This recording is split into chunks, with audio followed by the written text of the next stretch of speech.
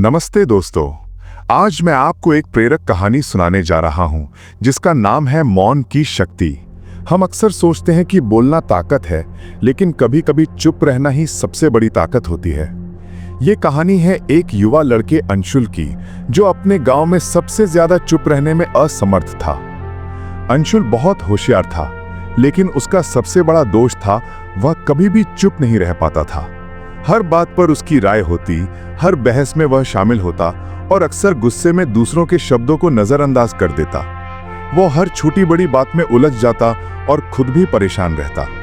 गांव में एक साधु रहते थे, महात्मा शंकर, जो कभी भी अनावश्यक शब्द नहीं बोलते थे। लोग कहते थे कि उनका मौन उनकी सबसे बड़ी शक्ति है। एक दिन अंशुल ने साधु से कहा, गुरुजी, मैं आपकी तरह शांत और शक्तिशाली कैसे बन सकता हूं?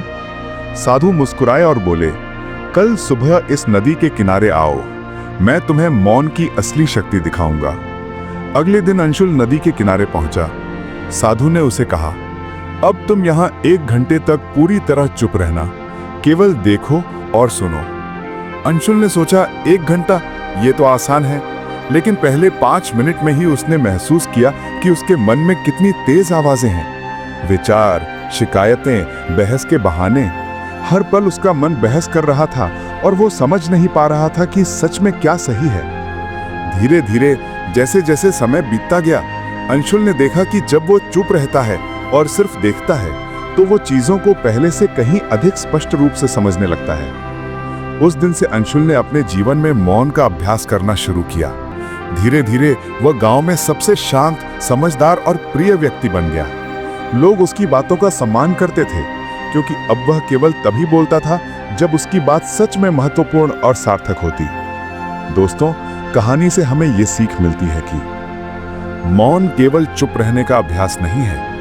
यह हमारी आत्मा को समझने, मन को शांत करने और जीवन में संतुलन लाने की शक्ति है। जो व्यक्ति मौन की शक्ति को अपनाता है, वही असली बुद्धिमान और प्रभावशाली बनता है।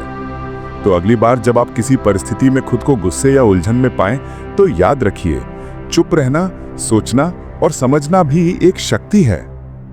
धन्यवाद।